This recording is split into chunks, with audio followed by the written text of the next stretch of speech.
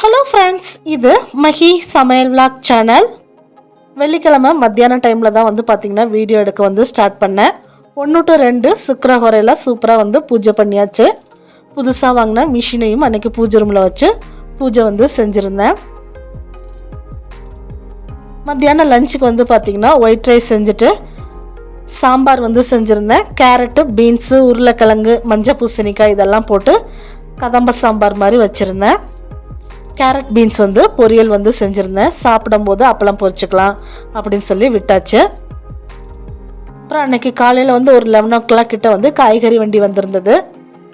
கொஞ்சம் வேலைகள் இருந்ததுனால காய்கறிகள்லாம் எடுத்து வைக்காமல் அப்படியே வச்சுருந்தேன். இப்போ தான் பாக்ஸில் போட்டு எடுத்து வைக்கலாம்னு சொல்லி எல்லாத்தையும் எடுத்து வச்சுருந்தேன். கேரட் பீன்ஸ் இதில் இருந்து தான் எடுத்து பொரியல் செஞ்சுருந்தேன். இப்படி தான் எனக்கு வெள்ளிக்கிழமை மத்தியானம் டே இருந்துச்சு.